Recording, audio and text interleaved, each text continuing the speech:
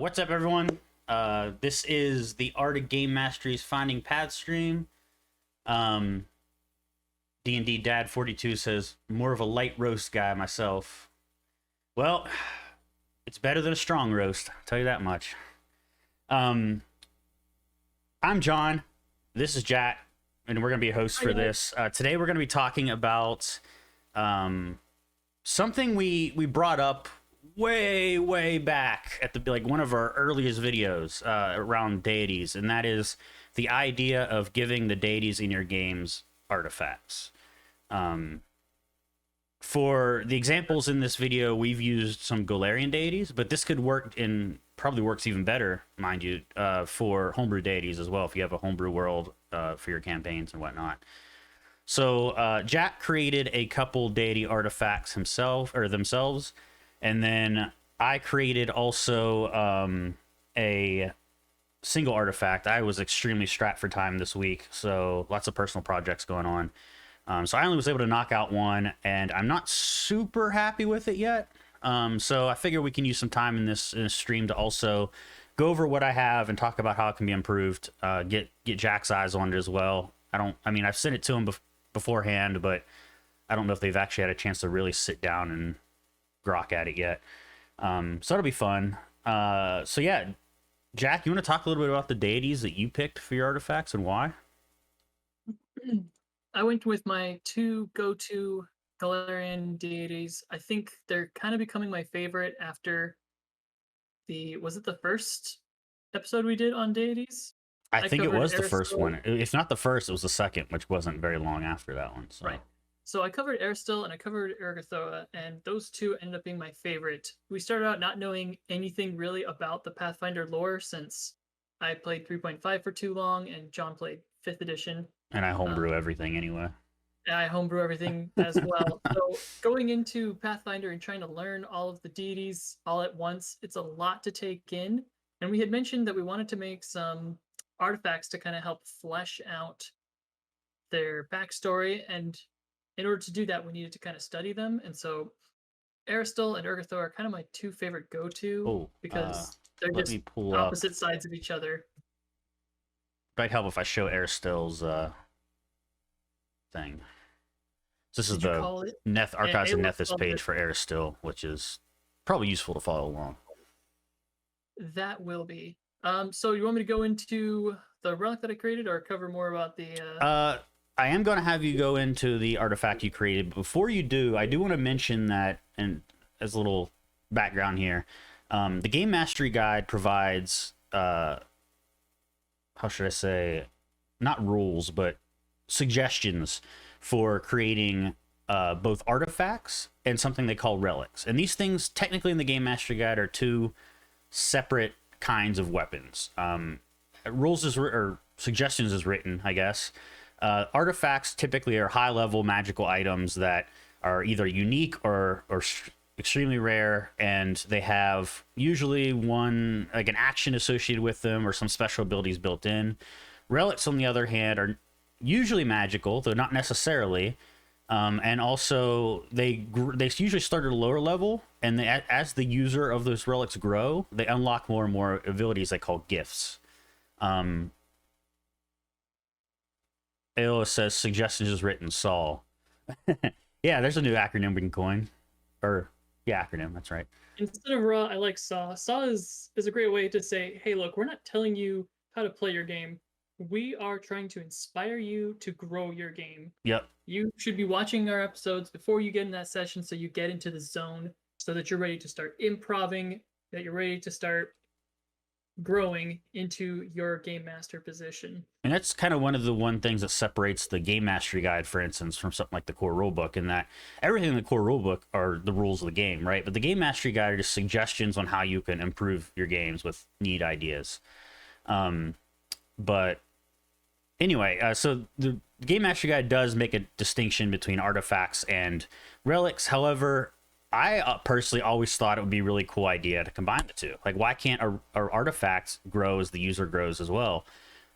Maybe, you know, flavor-wise, when the user finds it, it's kind of like dulled or something, and they have to do certain things to or maybe the artifact has to get accustomed to the user, for instance, and really decide whether it wants to make this user its primary wielder. So as the user goes up in level or what have you, they might, unlock more abilities of the artifact, or the artifact just gets more powerful.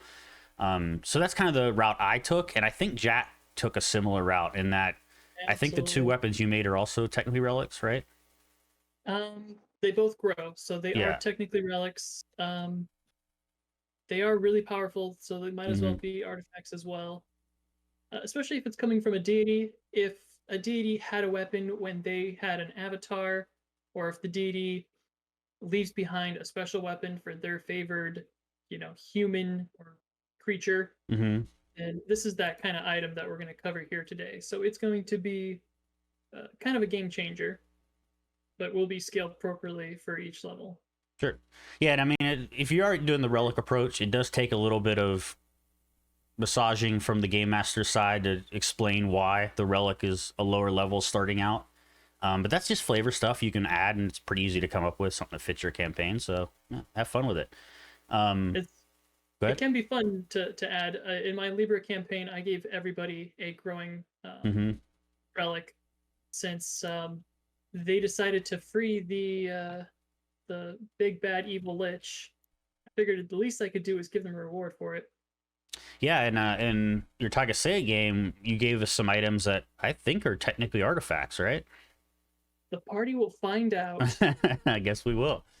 So why don't we go into the two? Well, we'll start with one of the weapons you created. Which one would you like to start with? I'll The start off with Aristil or the Earth's Ergothroa? favor. That's Okay. the that was kind of one of my first artifact relics when I was still kind of figuring out the rules, and then I went back over it and redid it. It started off as just a level 1 item. It was supposed to be just like a blessed longbow, a composite longbow. So typical for a longbow, it's going to have 100-foot range, deadly D10, propulsive volley 30.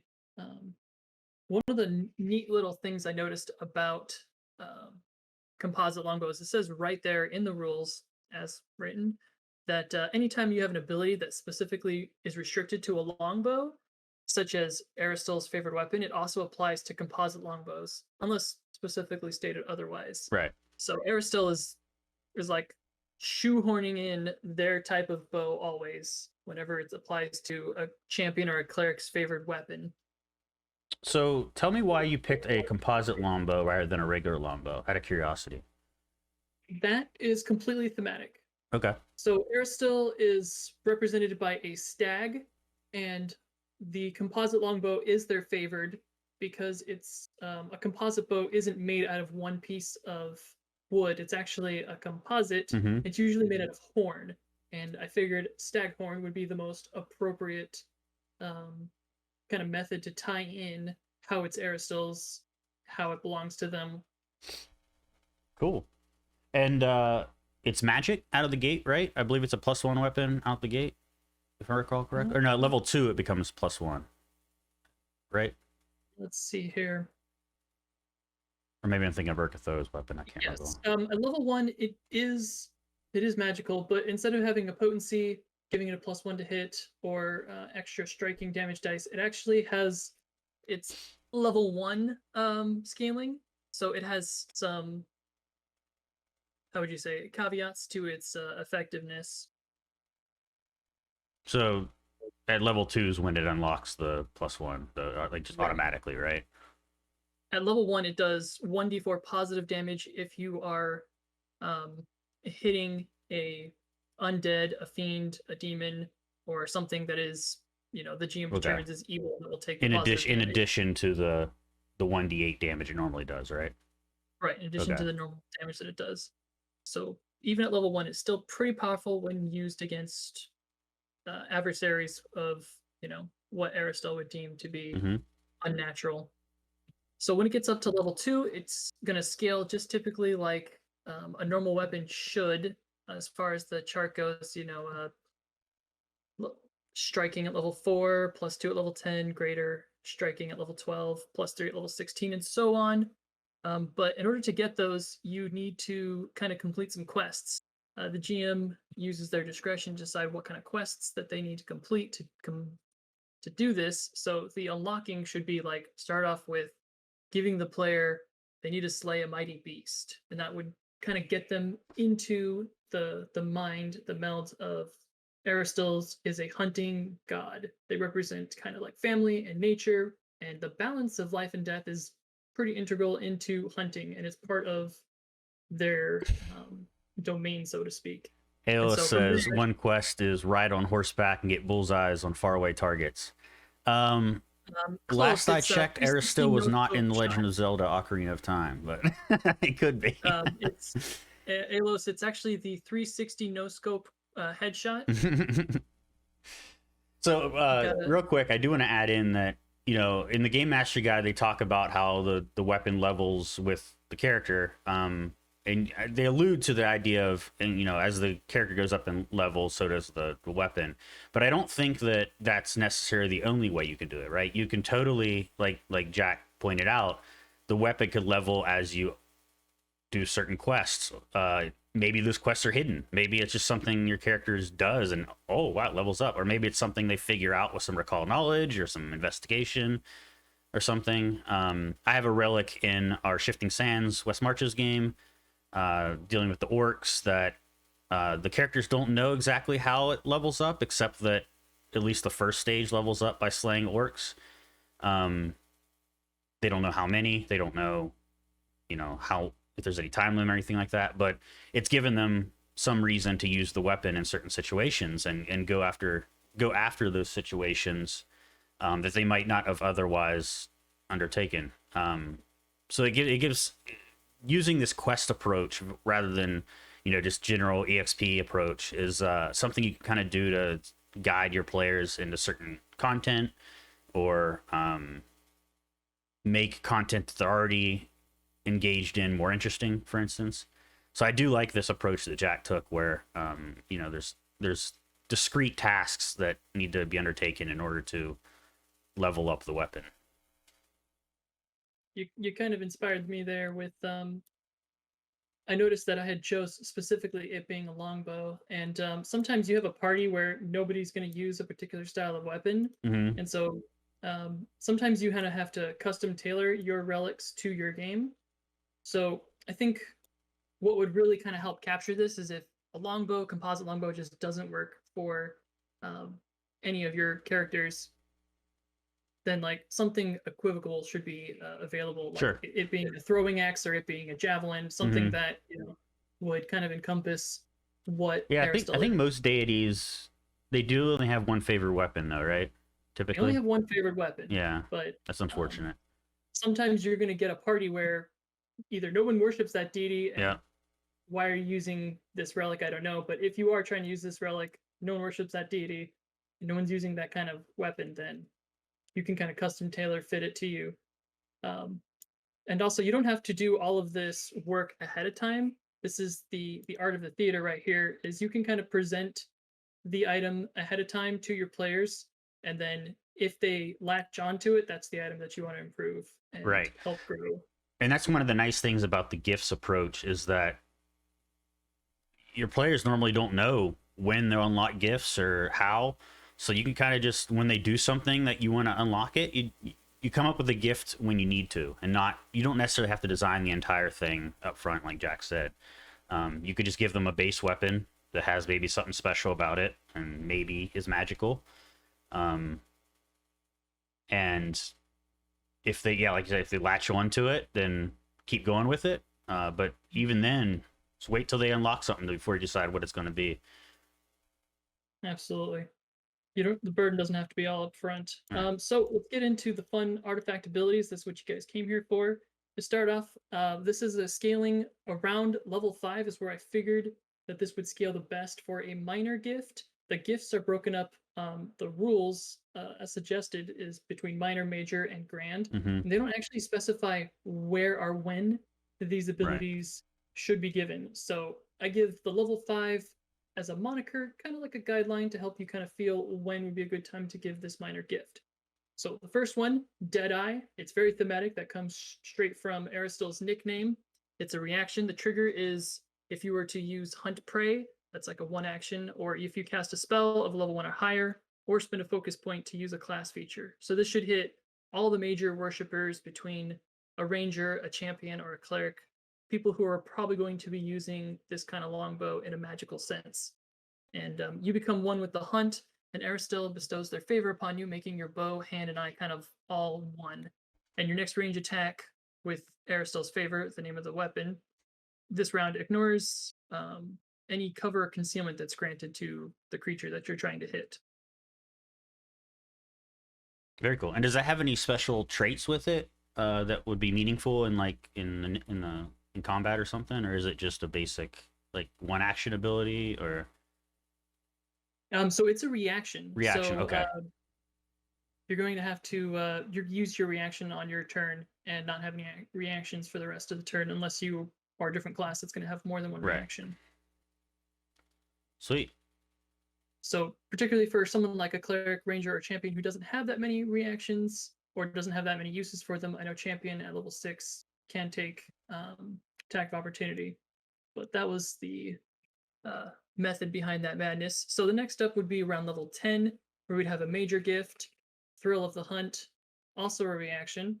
The trigger is when one of your allies within 60 feet of you scores a critical hit, and the creature is also within range of your weapon within the first range increment.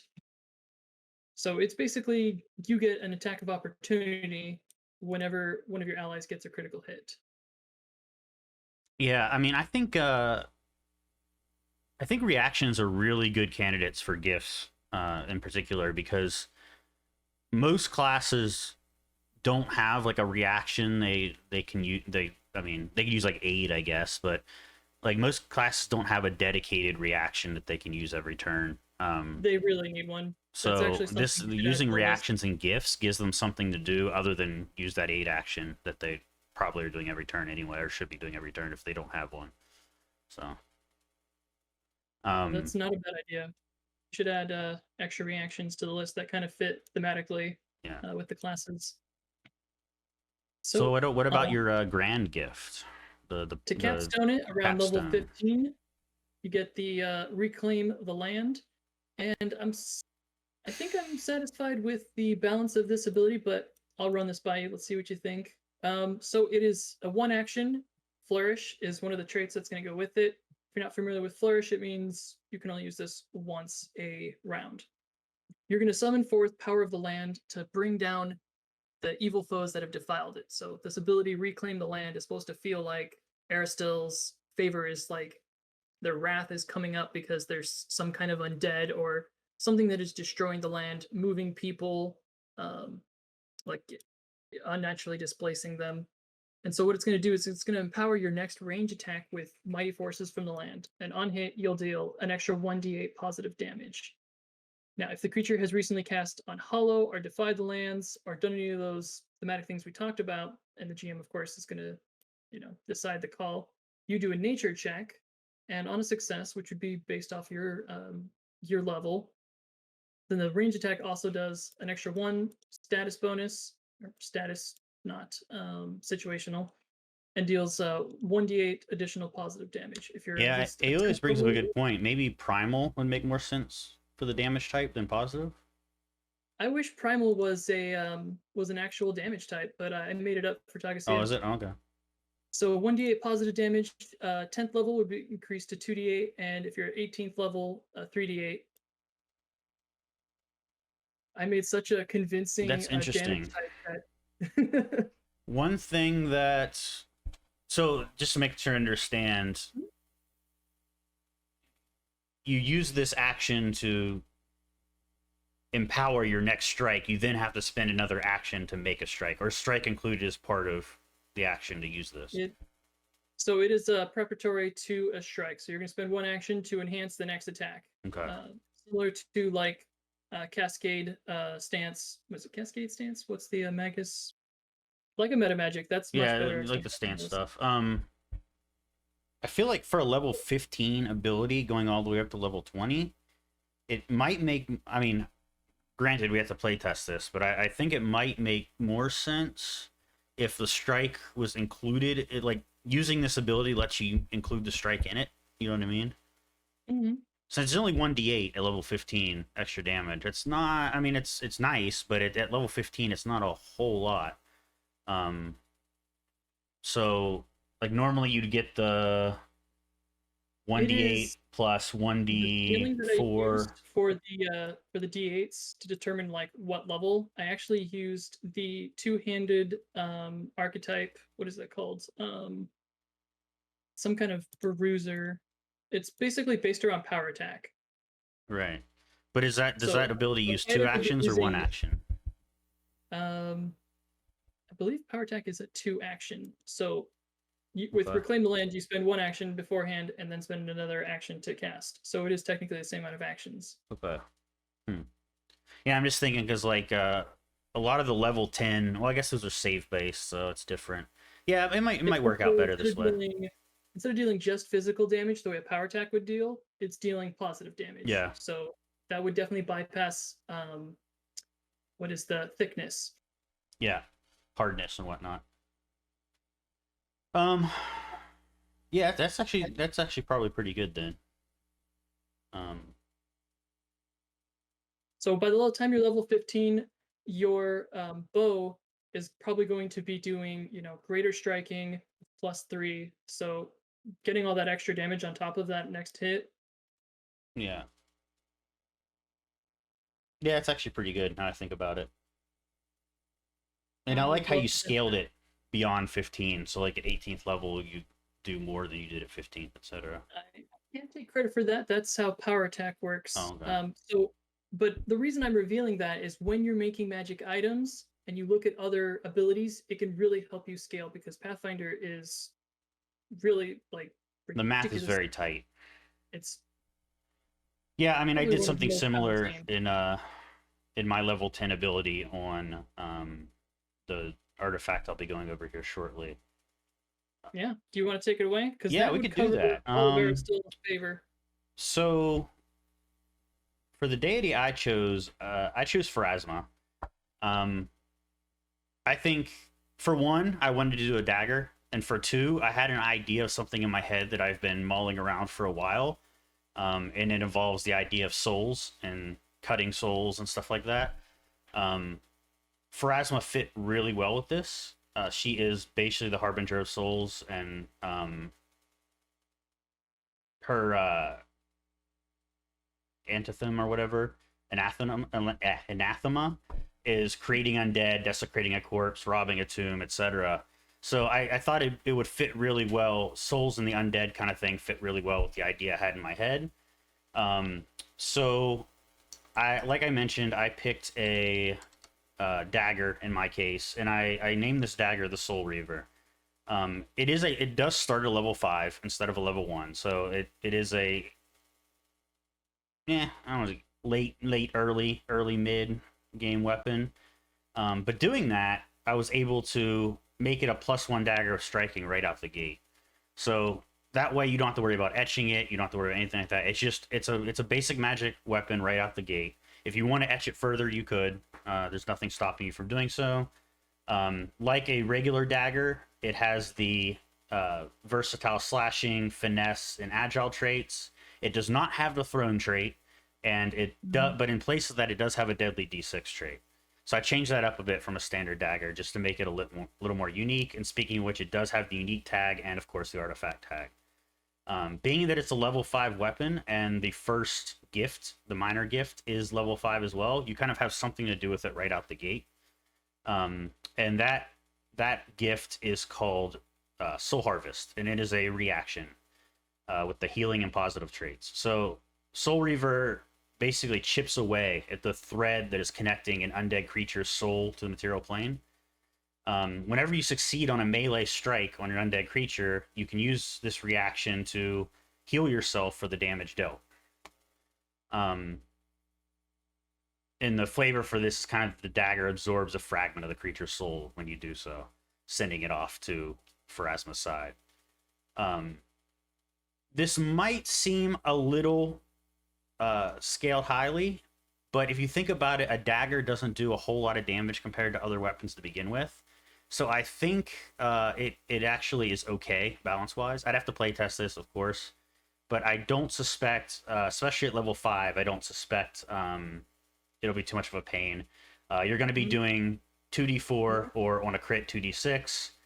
I should probably stipulate in this that extra damage dice are not included in that healing, so it's just the damage from the weapon itself. So like if you did sneak attack on top of that, for instance, you wouldn't get the sneak attack damage dealt as, or healed as well. I may put that stipulation in there. What was that? If you wanted to, well, that stipulation might take a lot of wording to get in there. It might be easier to, typically when you have self-healing abilities, they usually just let you heal for half the damage dealt. That might work as well. Yeah. That actually would probably be better and also more succinct, like you mentioned. That is exactly how assassins do what they do best. And the level 10 major gift, this is one that I really I've had in my head, and I've really struggled how to word it for a while, and this is the best I've been able to come up with so far. It's a 2-action ability with the manipulate trait and the death trait, which means that if a creature is reduced to 0 hit points using this ability, then they're dead, which, unless you're giving this to like an enemy, it's probably not going to come into play very often. But by the way, giving the artifacts to the enemy and then the players taking it off their body it's a great way to introduce artifacts, by the way. They don't have to be just found in a treasure trove somewhere. Like, you could, that's it's reasonable someone else would have found it already, right? What was that? That's how Craner got his weapon. Yeah. So the soul burst ability, you manipulate the soul of an undead creature you can see within 30 feet, causing a fragment of its soul to burst. All creatures in a 10-foot burst must succeed on a basic reflex saving throw or take 3d10 force damage. As you mentioned earlier, when you're trying to determine the amount of damage that an ability does, it's really good to look at other abilities of a similar level. And what I used to kind of base this off of, I started to look at some of the level 10 spells that were out there that were based on basic saves instead of... You have to be careful, because when something's based on a save, it's different scaling than it's when it's based on an attack roll. So it's best to kind of, pick one that matches what you're trying to go with. So in this case, a lot of the level 10 spells, such as like Cataclysm and such, do 3d10 damage of some type. So I think Force here worked the best because it is an explosion after all, and explosions are forceful. Fits most thematically, yeah. Yep. And notice here that I don't stipulate that you can pick the targets.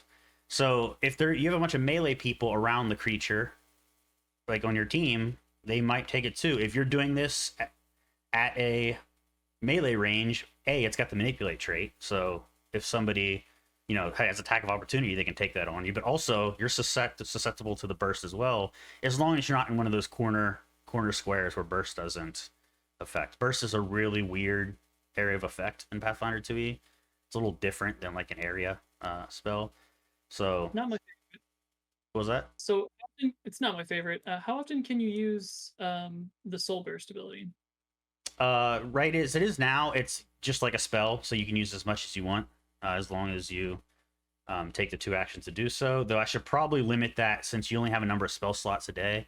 I need to limit that somehow. Maybe, I don't know. I was thinking of doing something like maybe every time you kill an enemy, it gives you a charge of something. If you kill an undead, it gives you a charge of something, and then you can spin that charge to do the soul burst. That's a good way to go for a relic. If you're looking for something simple, I usually pick an attribute that it best aligns with, and then let you use it that many times a day based on the modifier. If you want that's an easy one too. Like a charge and discharge kind of effect, then what you want to state is like what its maximum capacity is, how you charge it, and then how much it costs to discharge. Yeah, it'd probably just be something like I don't know. It could also be a focus point thing. Focus points would be a really good use for this, and you could use the refocus activity and downtime to gain your focus points back, just like you normally would.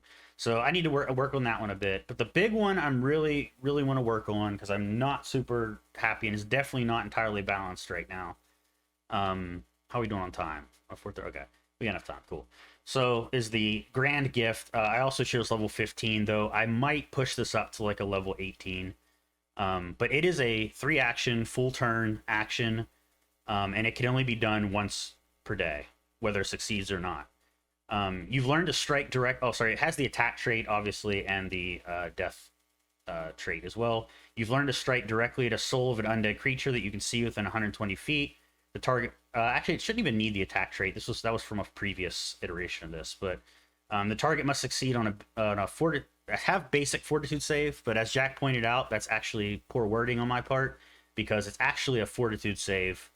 Or B, immediately reduced to 0 hit points. And since it does have the death trait on it, if you're reduced to 0 hit points, you're dead. The soul of the creature killed in this manner is liberated and sent to Pharasma and cannot be returned to the material plane through any means. Once used, this action cannot be used again until the next day. So the reason I want to raise this is because of just how powerful it is. Also, in the rules for relics in the Game Mastery Guide, they do mention that if something has a save, the DC is usually based on your class DC. Mhm. And I really want another way to limit this. Now, remember that this is only usable on undead creatures, and it is once per day, whether you succeed or fail or not, and it is a full turn to do it. So I don't know. I'm torn on this. I was thinking maybe make it only do that on a maybe the death trait only triggers on a critical failure, and then on a regular failure it just reduces you to 0 HP as normal. Though for an enemy that doesn't make much of a difference. I don't know. What do you think, Jack? How would you kind of bring this down a level? Turn undead at 0 HP because they're already dead and they're just undead. At 0 HP, most people are going to rule that the zombie is gone. Right. That once you reduce a zombie to 0, you've cut the Right. soul cord, so to speak. So for in this case, I would suggest it for some reason it would do half damage, that or half of its health. So on a fail, it should reduce the creature by half health, which might also be able to kill it, and then a critical failure, drop it to 0. Or maybe it's been done in Pathfinder. What's the condition that drained? Right, drained is the condition that lowers the max HP. That is maybe correct. You could give it the drain condition with a really high value. I don't know how well that would affect undead. Undead. That's true. They're usually immune to that. So that's like the whole point is that drain is reducing the condition modifier. But you're kind of in uncharted territory with hate on the undead. So I think this would actually really kind of stand out. The closest spell I can think of is Finger of Death. And I really feel like that's exactly what you're doing here. So this sounds like an arbitrary number, but 70 points of damage is kind of nice.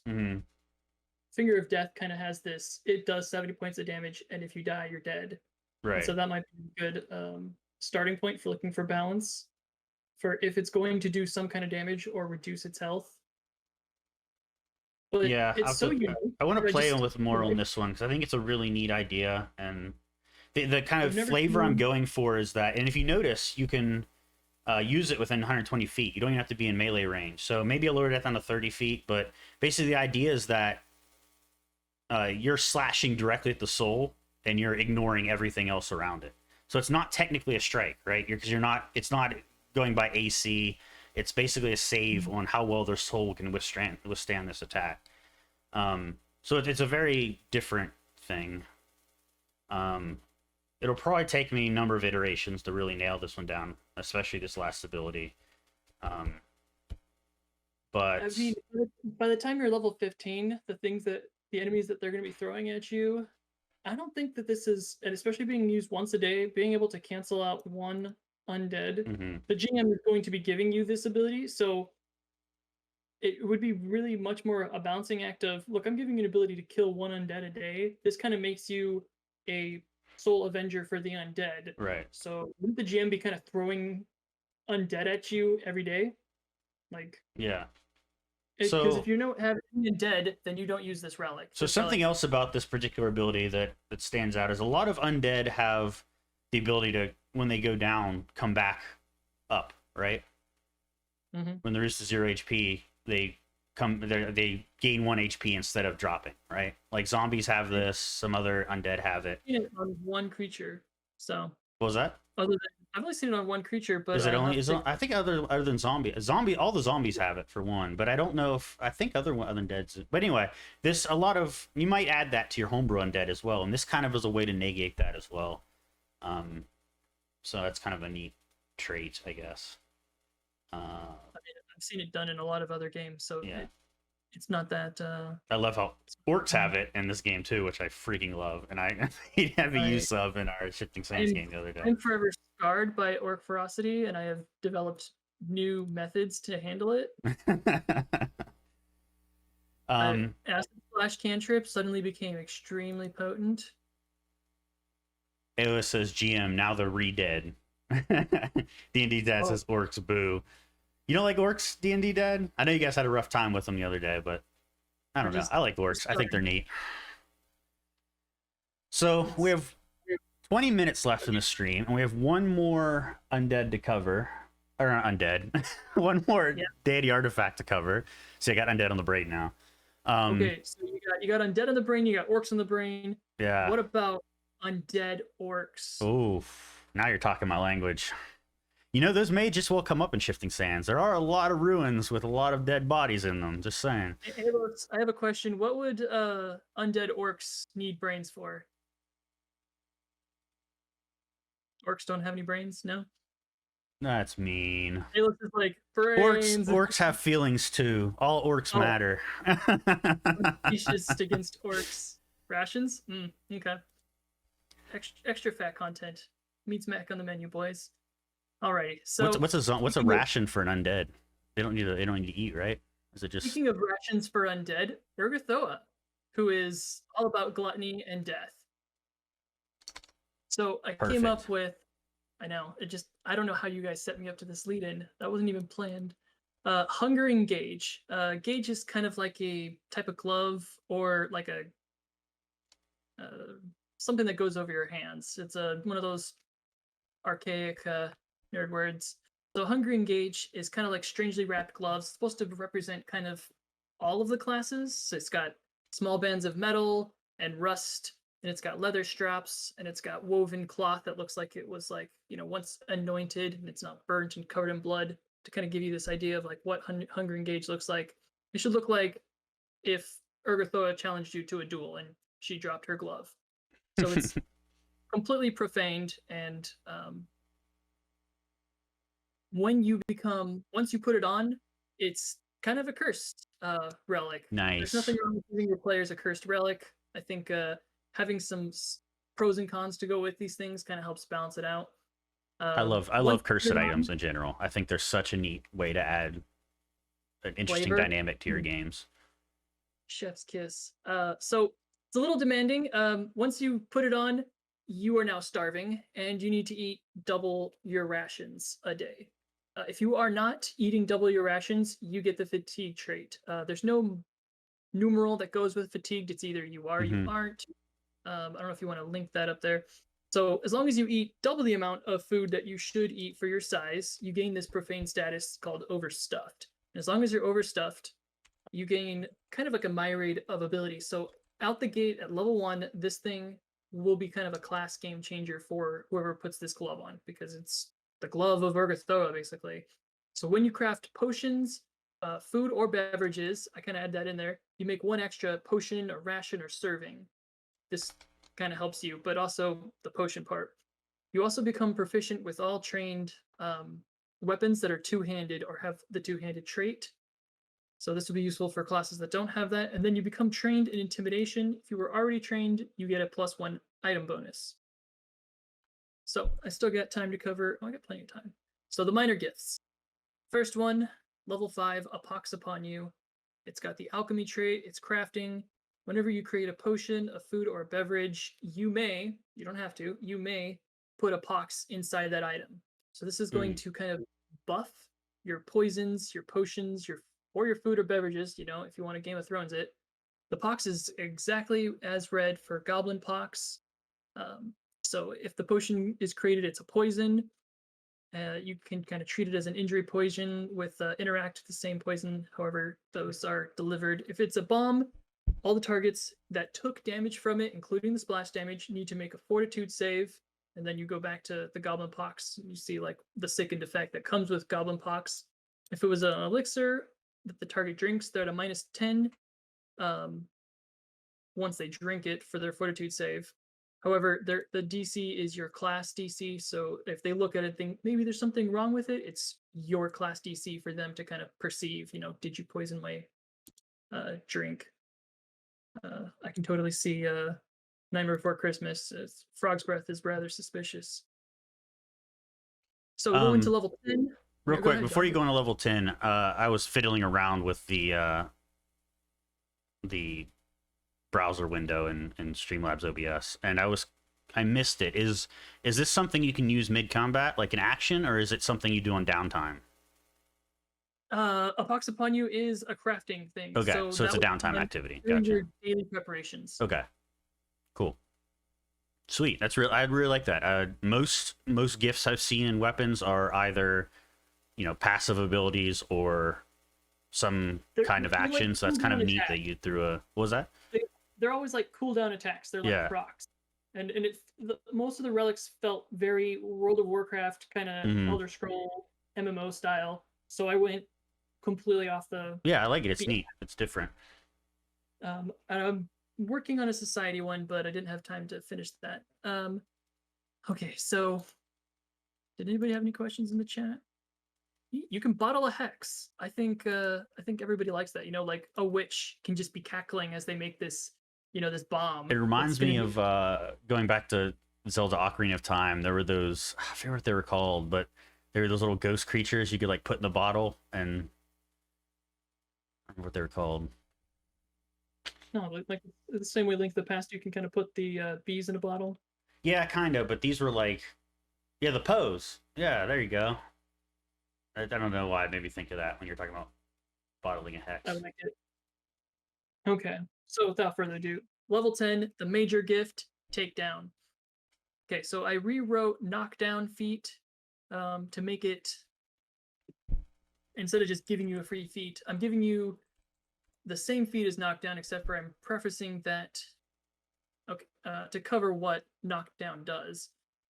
You would normally make, it's a 2 action, you would make a attack, and then if you succeed on the attack, you would make a trip to kind of set them up to trip them. So I just reworded takedown. Instead, you do the trip first, and if that succeeds, now the creature is prone, and your next attack is more likely to hit. So takedown is like an improved version of knockdown. And since it's a level 10, you might already have knockdown as a feat, depending on what kind of class you give this to. So I stated if you already know knockdown, then you get the improved knockdown feat instead. So level 10 is pretty simple, straightforward. It's just a better version of knockdown. When I read knockdown, I was kind of disappointed that you don't trip them first and then hit them, but that would be overpowered. But then they just get up again. You're never going to keep them down.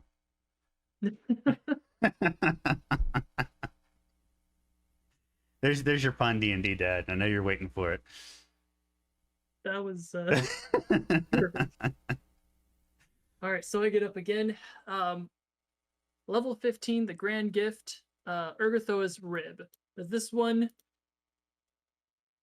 it's only like 4 lines, but it's got so much going for it. If this is a game mastery site and we're giving you game mastery information, if you haven't looked at monster templates yet, you need to do so. John, you should probably link that in the chat. Monster templates? Ergothroa's Rib, the monster templates, how to make your own monster. But in addition, these monster templates can be used to make your own race or creatures. Race is not a Pathfinder friendly word. Ancestry, to make your own ancestries. So it includes vampire, werewolf, lich, you know, the basic ones. Okay. So Ergothroa's Rib is the last effect, and it has the death. It has, I gave it all the traits, negative, necromancy, all the bad ones. You gain negative fast healing, 1. So negative fast healing 1 is kind of like a death sentence if you don't have negative healing, right? You're just gonna start dying. I love this gift. It's like it's a perfect curse, right? So What once you is reach level 15, you die. Ergothroa?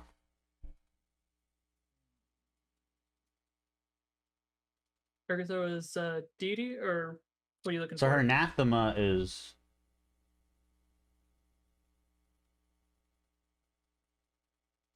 She's got destroying some interesting. undead. Yeah. Basically, let the undead reign, gluttony. So anything to do with like holding back your own desire or destroying undead would be. That's really cool. I like that. So I like it a lot. To finish up this great gift, it kills you, but you know, as we say in the Mummy a lot, death is only the beginning.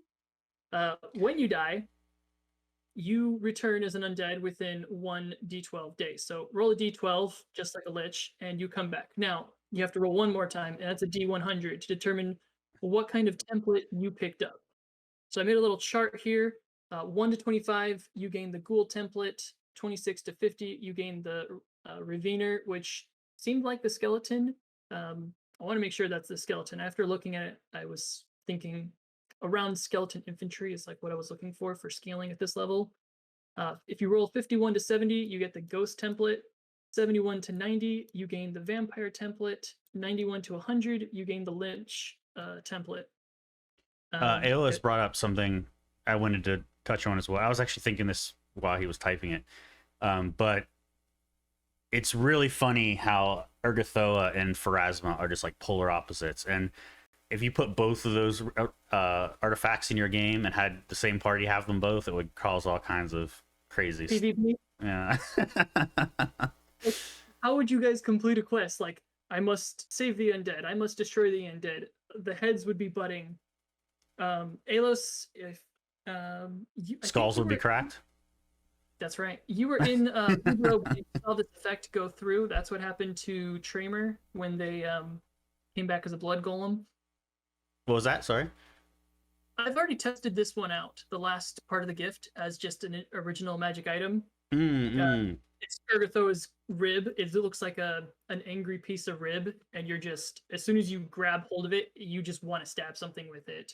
Gotcha. And they kind of did some identify to figure out, you know, what it does. And Tramer's character willingly decided, okay, and stabbed themselves with it. Just the rib just went right into their body, just like sucked right in. And I don't think I was there for this, but sounds epic. It's a shame you missed out on this. He rolled pretty damn well. Well, that's definitely not usual for Tramer. But... when it's bad things, yeah. Like if you ask Tramer to roll damage against themselves, maximum damage. It's because then Roll20 uses GM dice. Yes, so. Exactly. So they came back as a blood golem, and they were absolutely happy with that. The negative fast healing is great for when you come back as an undead, so you get that undead fast healing. And that's my parting gift for level 15 for Ergothroa. Nice. So what do you guys think? Yeah, what do you guys think of all these relics or artifacts? Technically, do you like the idea of using relics for artifacts, or would you rather see with your artifacts more like high level dedicated weapons that do like one thing and like do it and hit like a truck kind of deal? I don't know. I'm interested to see what players think. As a GM, I think relics are really cool. I've never never really got the chance to really use one as a player in a game so far, but I think they sound like awesome on paper. But I'd be interested to hear what other players think about it. What was that? We'll do the notes on these page, and then we'll make them public on the site. Yeah, we could do that. And then, of course, if you're part of our Discord, we'll link it in the Discord so you guys can take a look at it. Yeah, and definitely comment. And when this goes live on YouTube, definitely comment below on what you think of these concepts and what you think of some of the artifacts that were presented. Keep in mind they haven't been play tested yet, really, and they're rough drafts, so they're not completely balanced per se. But yeah, we'd definitely like to hear what you think in regards to those. we see what else we got to say at the end here. Don't forget to like, subscribe, all that jazz. You know, it really helps us out with the algorithm. Commenting also really helps out with the algorithm. So if you can, toss some comments down there. For Twitch, give us a follow. We don't have subs yet, obviously, because we're still a small stream, small boys. But yeah, we are on Spotify now. Don't forget that as well. So if you can't, catch us on the live stream, or if you can't see the YouTube video, I think most of our podcasts are fairly audio centric. So I think you can get away with listening to most of them. Not too many of them have too many visual things that you really need to see. So definitely check us out there if you're looking for something to listen to, like on the go, maybe your commute to work or something like that. Yeah, we're gonna start on Instagram. We've been kind of neglecting it a little bit, and we want to start trying to take clips of our streams and uploading them as little mini videos on Instagram, little shorts. I think that'll be a fun way to engage the Instagram audience there. So look out for those. If you're not following us on Instagram already, we are Art of Game Mastery on Instagram, as we are in most places. That link is also in the YouTube video, and I believe on our Twitch as well, so you can find it there if you can't find it on Instagram itself. Do you have anything else to add, Jack, for closing thoughts? We're also on Reddit. Thanks for following us. We've got quite a new crew of followers on Reddit. Our videos get posted on Odyssey if you guys like the laissez-faire approach of Odyssey. In addition, check out our Discord. Our LFG is a great way to find games that are going on. So far, we've been able to pull a few people into some of our own games. There's quite a few of you GMs out there, so let's get more GMs on this site, on the Discord, so that we can start looking for other games. We are open to all of the games. So we've got a spot for 5th edition, Fate, all of our sci-fi games like Starfinder. We're looking for someone who's going to do a Cyberpunk Red, Shadowrun. We should be doing a Blades in the Dark game soon. Do you have the calendar open so we can talk? Do a primo of what's don't, but I can pull it up. Give me a second. I know we've got a friend running a Starfinder game, so we'll be hitting up that. And also I have a Call of Cthulhu game in the works. It's all done. It's ready to go. I just am so bombarded, I don't have time to run it yet. I think this... Nope, that wasn't it. Whoa. What happened? Well, I think I sent it an email too. Streamlab, yeah. I was trying to pull up the website, but Streamlabs just kind of barfed on me. Hold on. I'll pull it up here. But so we have on October 3rd, or that's today, sorry, October 10th, we have a review of Guns and Gears, which comes out very soon. I have not gotten the PDF yet because of some issues with Paizo's store that I seem to always have issues with. But it's resolved now, so hopefully it should be getting that soon.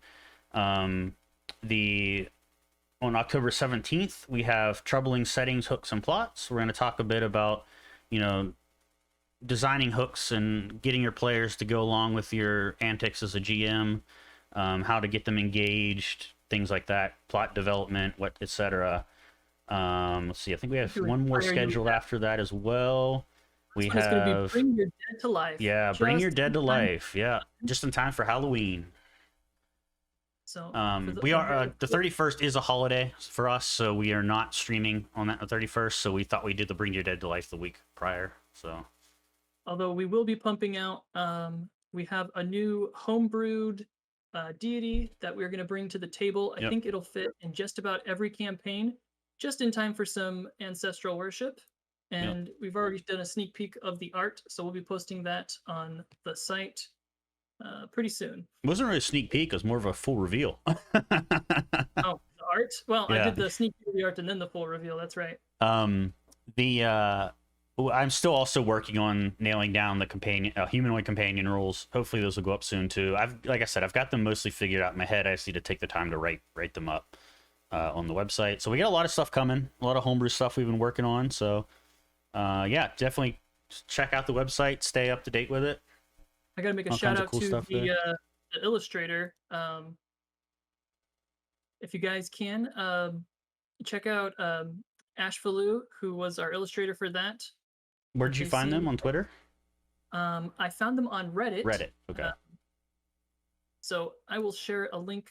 I'll share a link. I've already shared them on Twitter, I believe. I'll reshare them again when we goes live, so we give them can credit. make remind me and make we'll put a link to their Reddit user in the description on the YouTube video as well.